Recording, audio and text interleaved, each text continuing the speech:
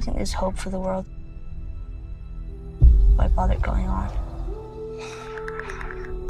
You haven't seen the world, so you don't know.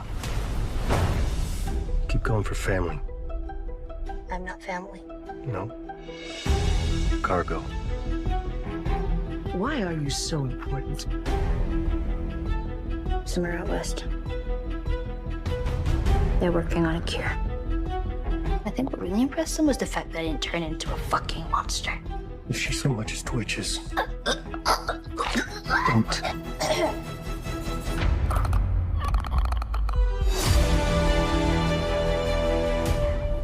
I'm taking you with me. Do what I say when I say it. Got any advice on the best way west? Yeah, go east. You've come this far. Then you know what's out there. You're not gonna scare us. Scared him? Is it hard knowing they were people once? You have a greater purpose than any of us could have ever imagined. Be careful who you put your faith in. You trust me?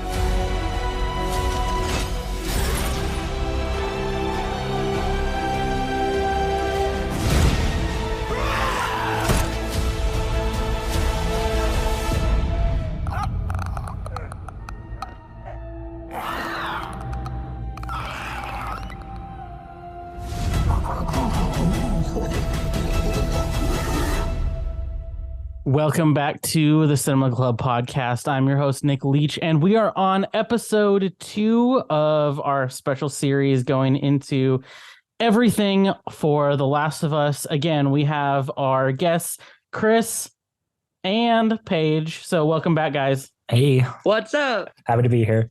So how are we? Already into week 2 of The Last of Us. How are things going? I'm really enjoying it. I mean, we're not quite, but we're almost, fourth of the way through the show already, which is kind of crazy to think about. I'm still processing the last 2 episodes because I'm stoked for the rest of the season. It's a lot. It's a lot. So without any further ado, let's just jump into it. We are blessed that the second episode was actually directed by one of the creators, Neil Druckmann. It's the first time he's directed any sort of live action. And in the podcast, the official podcast, HBO podcast for The Last of Us, he said that it was a lot different than what he's been used to. Whereas you can basically control everything after you get the performance. This, you had to control everything before the performance. So he did a great job, I thought. It was awesome. And we pick up this episode in Jakarta, Indonesia, where the initial outbreak seemingly began. The military picks up a mycologist while she is eating a meal.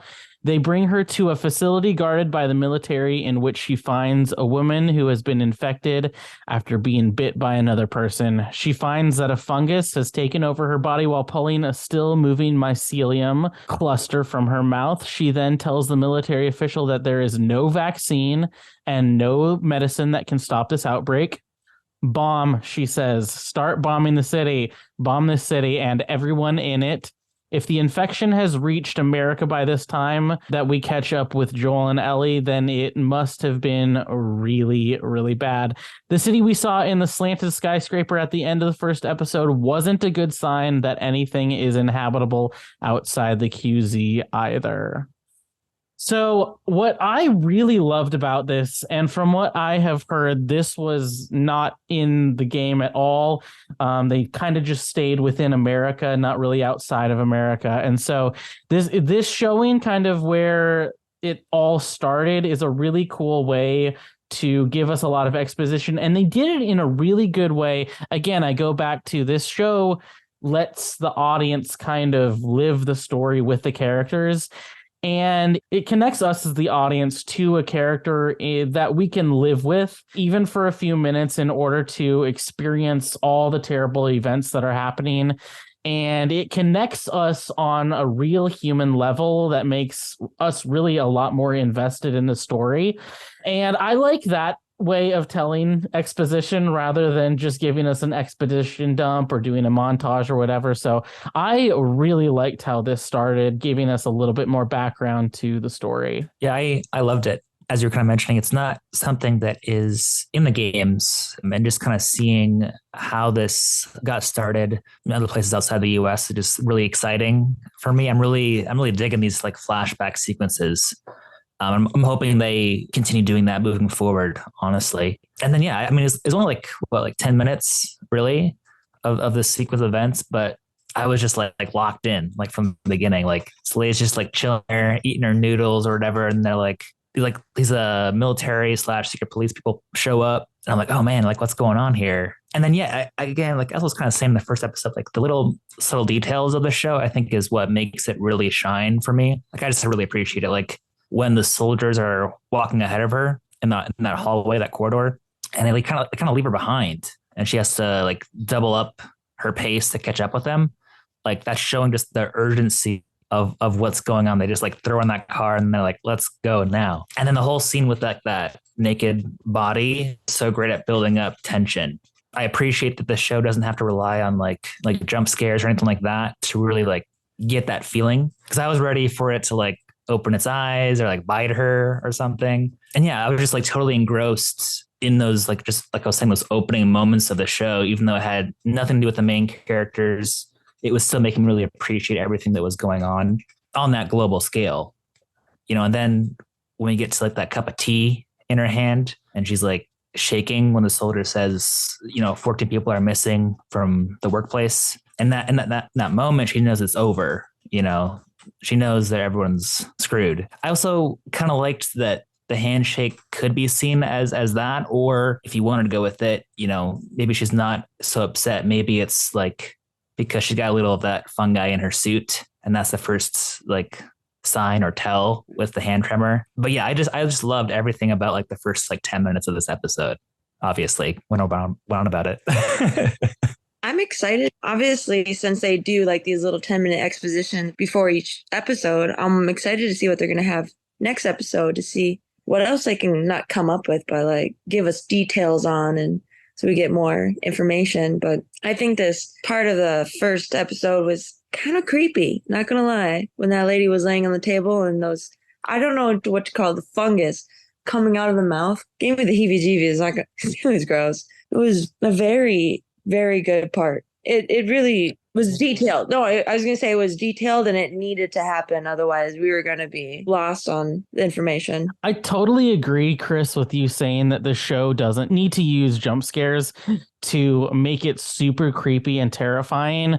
I mean, there have been so many opportunities for those jump scares, and they have veered away from that. And I mean, personally, this is a personal note, I think that jump scares are like the most overused and like overrated horror technique in the industry, because like it's like the easy way out to scare somebody, whereas something like this, where it's just creepy and foreboding, and like just the filmmakers are allowing you to be terrified in the moment rather than just being like, wow, be scared. Like, especially when the clickers come out, like, and Joel is around the corner later on in the episode hiding, and the camera goes out of shot and then it comes back in and the clicker's closer. Like, that's a perfect opportunity for them to do a jump scare. And I think a more amateur and maybe a less experienced director would have done something like that, but they didn't need to for it to be just as scary. I couldn't agree with you more. 100%. Even though Ellie has lived long after an infected person is supposed to turn into a fungus monster,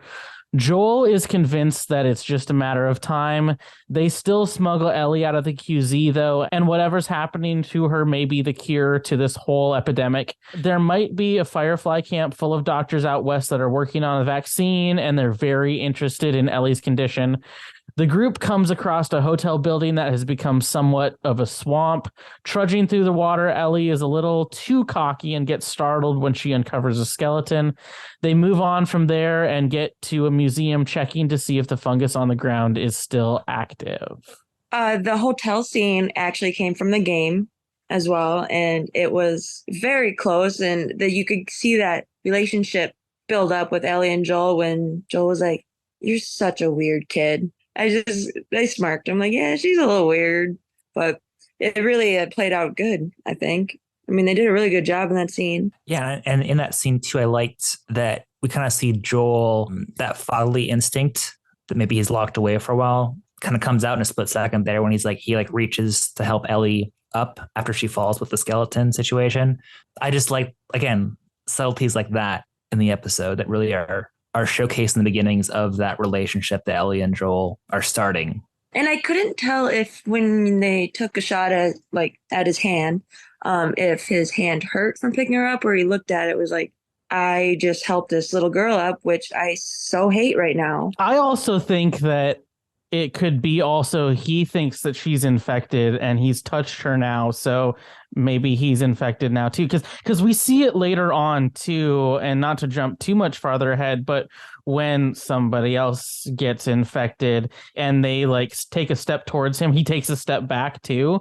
Like, this guy is dealing with a lot of fear around not wanting to get infected, which in a world like this, you can't take any chances. Yeah, I mean, it's a reason why he's still alive here, after all these years. Another little tidbit I liked is that when they first walk into that building that's, hip high and in water or whatever, I liked the line where Ellie thinks that she has to swim, because in the game, basically you're playing as Joel the majority of that game. And since Ellie can't swim, you're always having to do some kind of like puzzle, basically. Like get a little raft together. Like get a little raft put together for Ellie so she can like cross like 20 feet of water. So I liked that little, that was like the one thing I didn't like about the game. I was like, okay, like learn how to swim already. But I like that little tidbit that they threw in there. And then she kind of jumps in. She's like, oh, okay. It's like 4 feet deep. Cool. And then I think my favorite line in the whole episode actually takes place, kind of backtracking a little bit, but when they open up the episode with Ellie laying there, my fears that we've kind of talked about in episode 1 were not needed. They obviously addressed, their fears of Ellie being infected potentially because they stayed up all night watching her. But I liked the part when Ellie, this is something they kind of do in the game as well, if I remember correctly. She was asking if she can have a gun. And she's like, can I have a gun? And Joel and Tess are like, absolutely not. No. And then Ellie's like, hey, Jesus, fine. I'll just have to throw a fucking sandwich at them. Like, I just liked that they inserted that little like feisty humor in there. And then I also liked, Tess is kind of asking Ellie like, oh, do we have to worry about, mommy and daddy or your boyfriend coming for you? And Ellie's like, I'm an orphan and no. And I had a little chuckle at that part, and I won't say anything about that. But if you know, then you know if you play the game.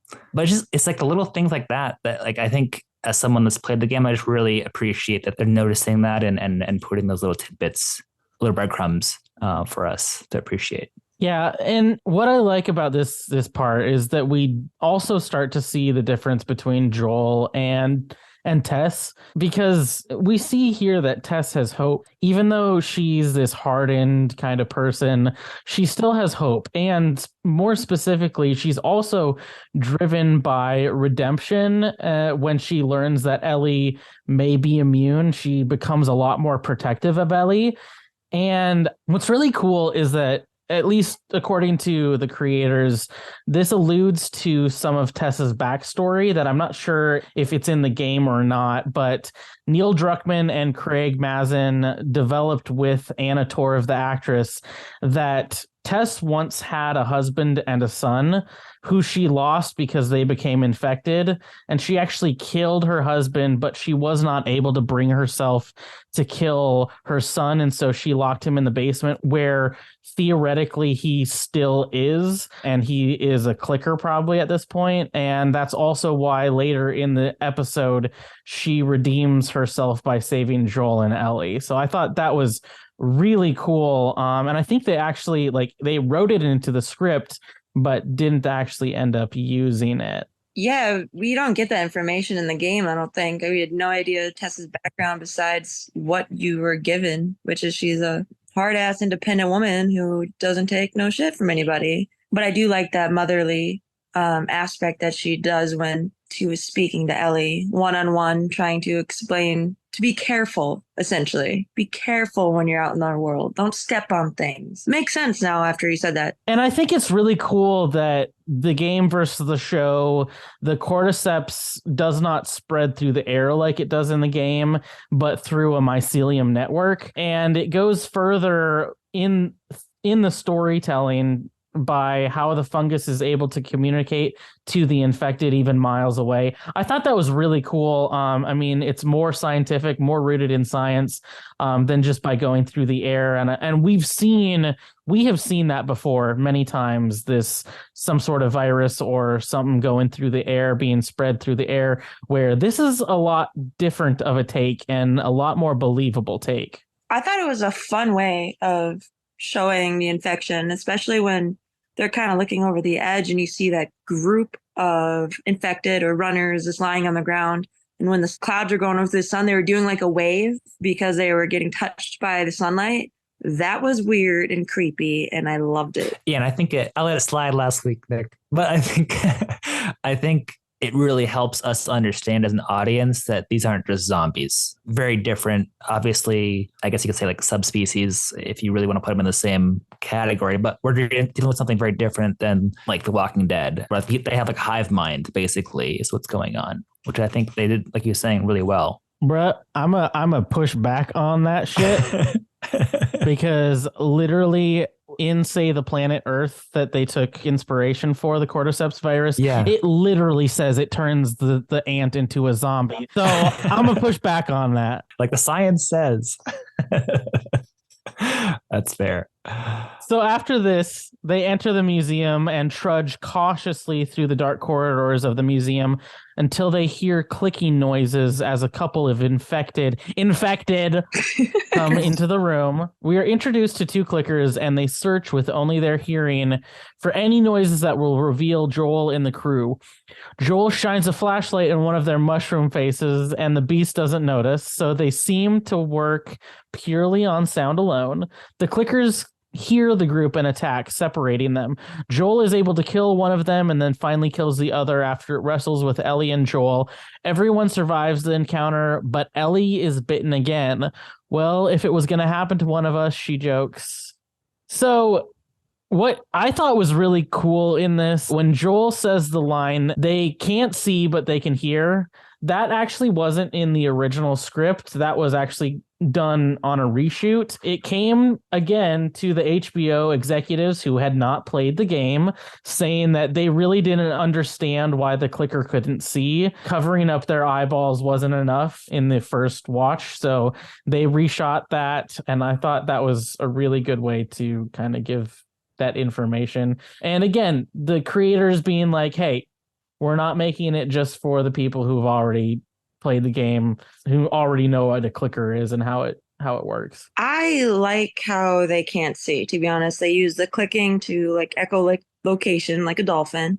And this way, when you do shine a light on them, you can literally see them without them seeing you. And I like how they had like a whole shot of just the clicker's head. I was so excited to see how they were going to do it. And it's all just fabrication and special effects. No CGI, which is wonderful. So Barry Gower and his wife, Sarah, created the clicker prosthetics. And it was Craig Mazin who said that if the clicker could not be made for real, if they had to resort to CGI, it wouldn't be believable. And I mean, he's 100% right on that. What's really awesome is I'm a huge Barry Gower fan. He also did the prosthetic for Craig Mazin's Chernobyl. He also created Vecna from Stranger Things, and he and his wife did all the prosthetics for Game of Thrones. Dang, I never heard of this guy. This guy's awesome. I give props to whoever were the clickers because they did that weird Tourette's movement so well. I mean, like, you imagine the practice on that?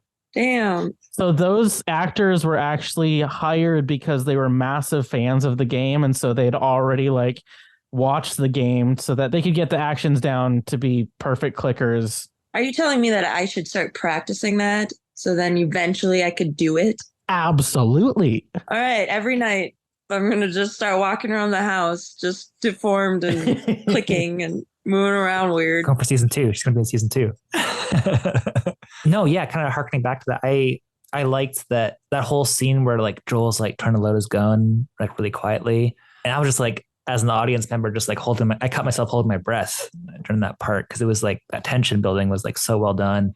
And then, yeah, kind of going back to the infectious spores, in the game, not being here in the show, if I remember correctly, in the game, Ellie is breathing in the infectious spores. And that's when Joel really like buys in and believes that she's immune. So I liked that in the show, even though we aren't doing the spores, they did something similar where, she's rebitten and then Joel buys into it. It was a very good play on changing the game adaptation. So yeah, no, I really liked that. I know I had sent you guys like through text a few like images and clips of stuff. And like, I was just sitting there with my wife trying not to say like every like 5 minutes, like, oh, this looks just like the game. I loved that. I catch myself doing that all the time. I look over and blurt it out like, that was in the game. This is so exciting. It makes it a fun experience, I think, regardless of who you are watching. But I think that like line for line, shot for shot, some of the stuff is just so cool where you're just like, I feel like I'm reliving it all just on the big screen. Just cool. And those things take a lot to kill. My goodness, I forgot. You just have to keep shooting them. They don't die. Right, because they're so strong. And then, yeah, she's like got like that axe or whatever in its head and it's still like doing its thing.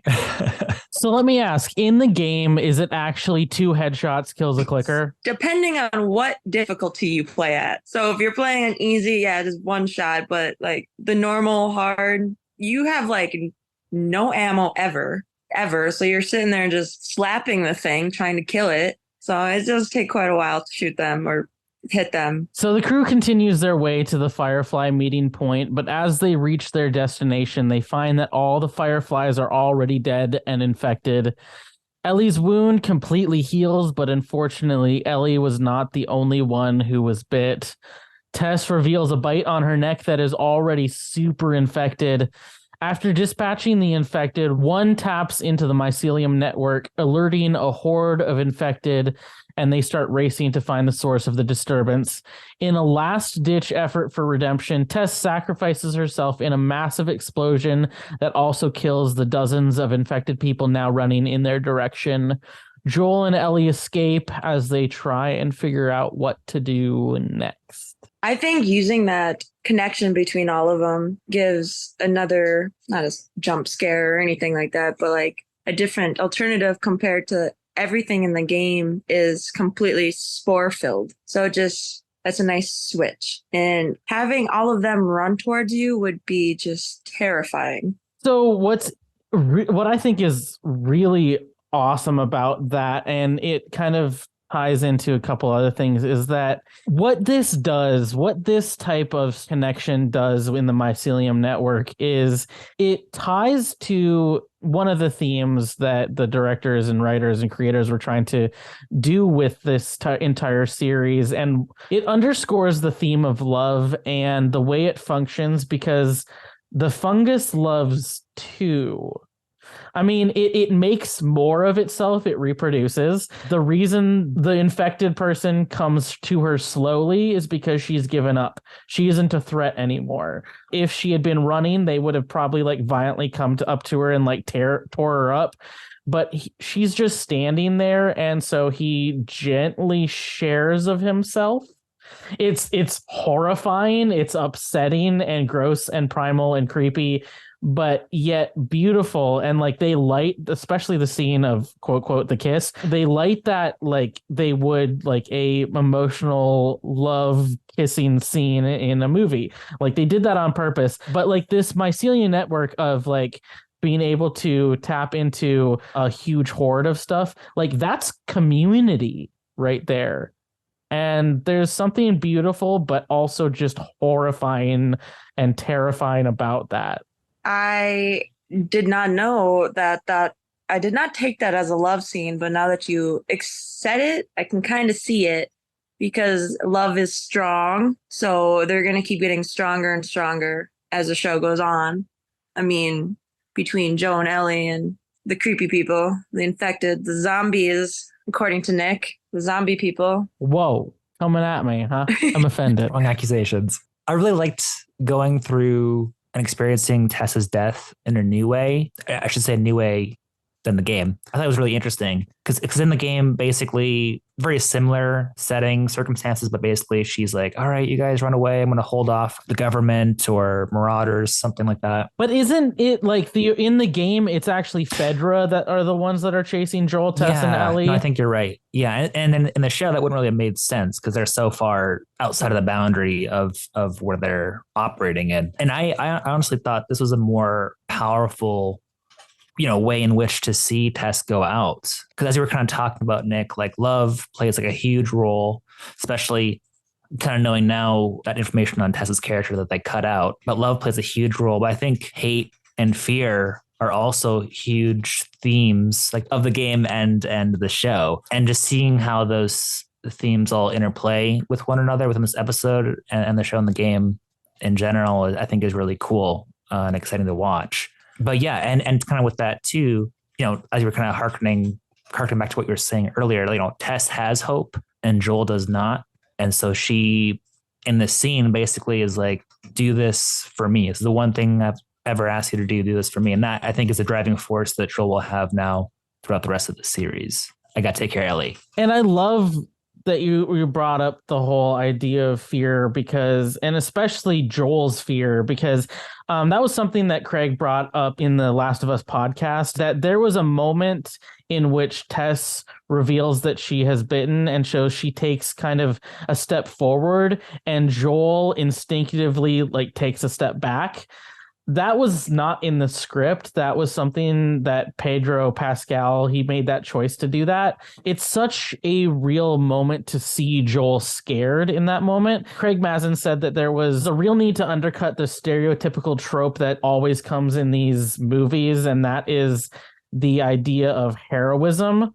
And heroism is real to some extent, but if it exists on screen in the absence of vulnerability, you begin really to be unmoored from reality, because vulnerability and fear are such a real human emotion. And that's what makes this world real. Even though this is a world full of monsters, even though it's has all these fantastical things, and mycelium network spores that live in people, all this kind of stuff. It's these kind of emotions, fear, love, these primal basic emotions that really ground us as an audience to something that we can actually relate to.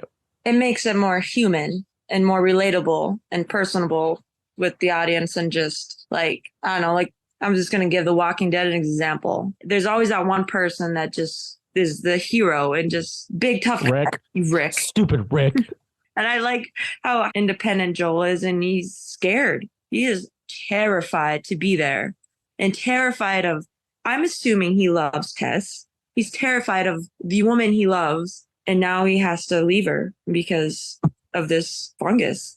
Yeah, I really liked just how they kind of set up that scene where she's telling them to leave. And I think she says something along the lines of I know you don't feel the same way about me that I do you, or something along those lines. And Pedro Pascal's character is just standing there taking it all in. And then doesn't even say goodbye. He just grabs Ellie and he gets out of there. And that line where it's save who you can save, I thought that was so powerful, because he acts upon those 5 words and just puts that into action immediately. I bet that sticks through his head throughout the season too, those quotes, because he actually saves who he can save. So we're saving people. I mean, it also goes back to his training, back when he was in the army. That's such a goal driven job that you were told something and you don't question it. It's drilled into your head. You do this and you finish it. Mission oriented. Yeah.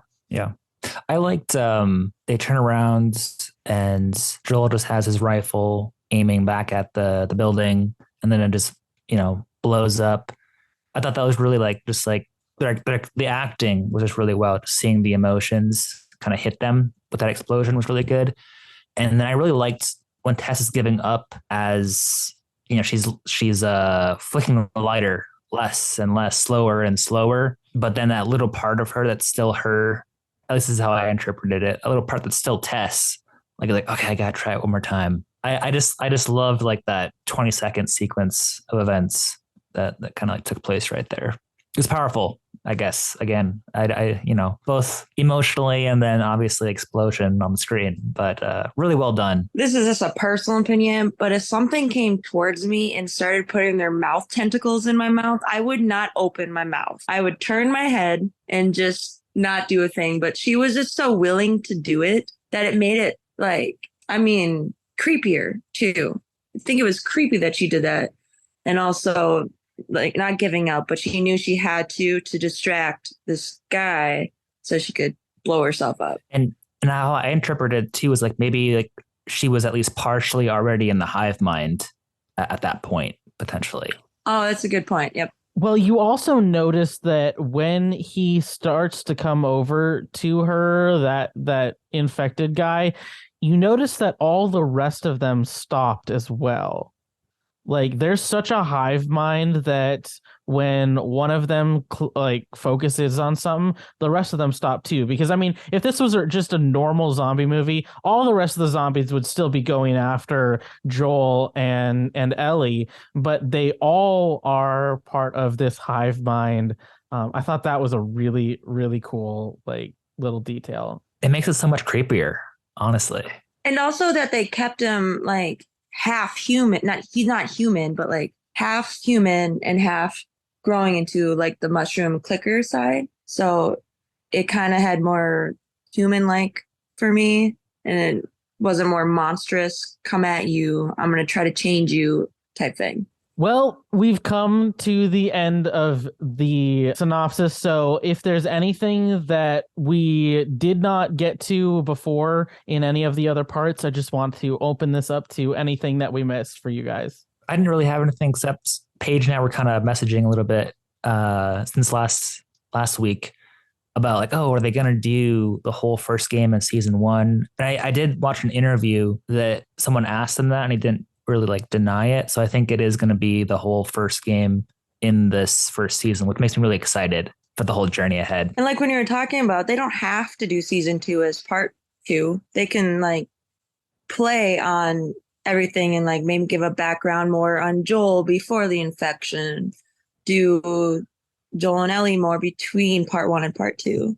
So they have a lot of room to play around, and I think whatever they do. The question that I keep asking is, I know that it's 30 years between 2003 and everything, but how did Joel get up to Boston of all places from Austin? And Ellie did ask that question. He was enough questions. I want to ask you questions. So we never really get to know that or why he ran from Texas to Boston. So you don't even find out in the game either. It's just, it'd be fun to learn that history from each character. Right, because he was, at least in the first episode, trying to get to Mexico. So that's very different than Boston. So yeah, it would be kind of cool to see little stuff like that, as they kind of progress this story. And then where did Tommy veer off from, separate from Joel, and why is he in Montana of all places? Again, Texas, Boston, Montana, that it's very far apart. Especially if you're in the apocalypse and have limited transportation and not an endless amount of fuel you can just tap into. That's a good point, but I was thinking because in the first episode they said as the climate rises, they kind of do better. So maybe go west and go to the colder areas. There's not as many of them. Yeah, go north. Yeah, my assumption. Well, last couple things I wanted to bring up. It costs $10 to $15 million per episode. So there's your budget right there. Well worth it. Well worth it. Also, so numbers since last week and this week. So The Last of Us episode 1 debuted with 4.7 million viewers, which is HBO's second largest debut after House of the Dragon, which was 9.9 million. However, already episode 2 has a viewership of 5.7 million. Wow. And that's a 22% increase, and that is the largest 2-week audience growth for HBO in the history of the network. And this is for an original TV property. It may be a video game adaptation, but it still isn't based off an already proven existing television IP like House of the Dragon has with Game of Thrones. So that's really, really crazy. Also, if you want something even more bonkers, in 90 days from the premiere of episode 1 of House of the Dragon, they ended up having an average of 9.3 million viewers.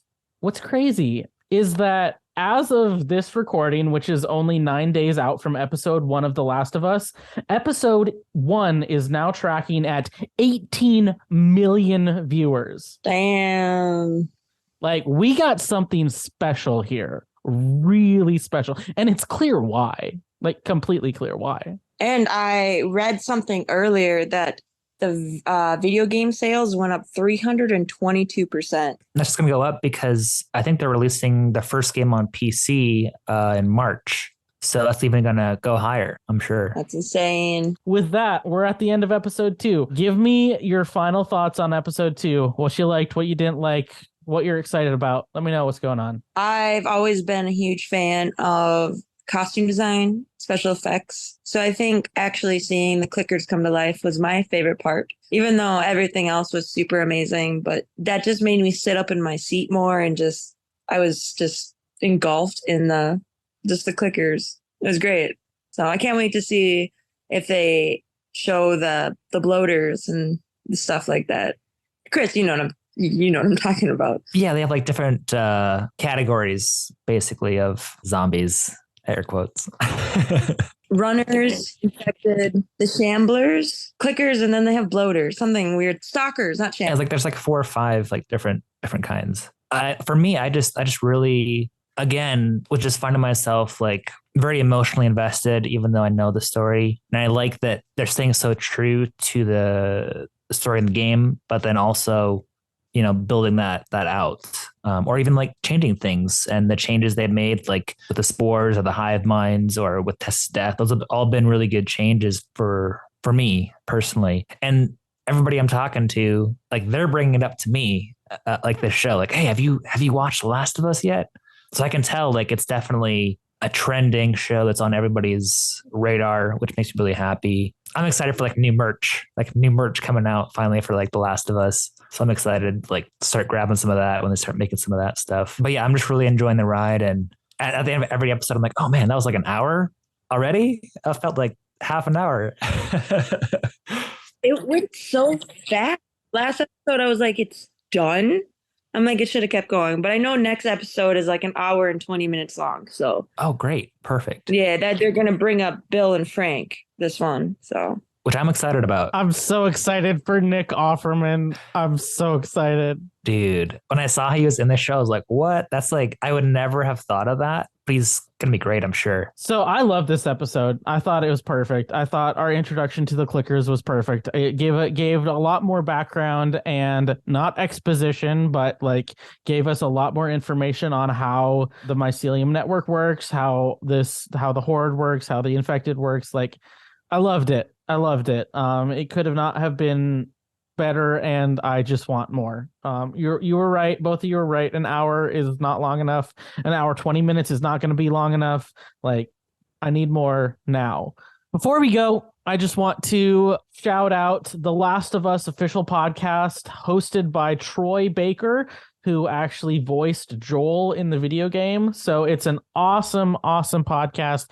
I got a lot of information from that. Also, everybody, be sure, if you're not already like waiting till after the credits, always wait till after the credits. There's a lot more stuff after that. Like, it's great.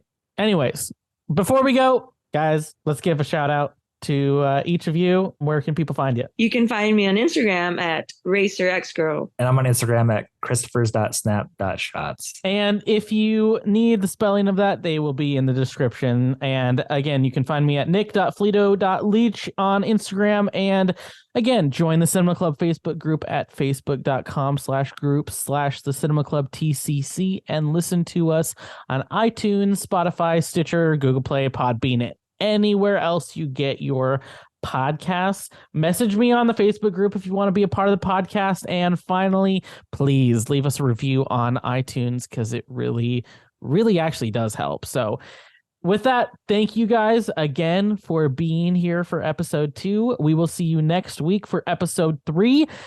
And again, it can't come fast enough. Anyways, with that, we'll see you on the next one.